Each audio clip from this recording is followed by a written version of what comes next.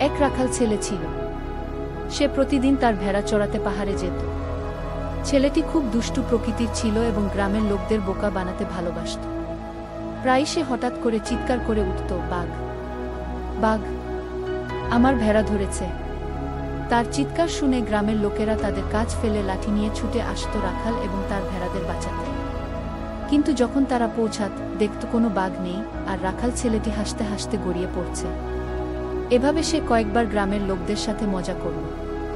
গ্রামের লোকেরা প্রথম কয়েকবার তাকে বিশ্বাস করলেও বারবার এমন মিথ্যা বলার কারণে তারা বিরক্ত হয়ে গেল এবং তার কথা বিশ্বাস করা ছেড়ে দিল।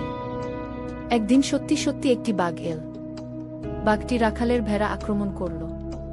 ছেলেটি এবার সত্যি সত্যি চিৎকার করতে লাগল, বাঘ, বাঘ, বাঁচাও। কিন্তু এবার গ্রামের কোনো লোক তার কথা বিশ্বাস করল না। তারা ভাবল রাখাল আবার তাদের সাথে মিথ্যা বলছে। ফলস্বরূপ রাখালের সব ভেড়া বাঘের আক্রমণে মারা গেল। রাখাল ছেলেটি তার মিথ্যা বলার জন্য খুব অনুতপ্ত হল। সে বুঝল বারবার মিথ্যা বললে কেউ আর বিশ্বাস করে না, এমনকি সত্যি বললেও না।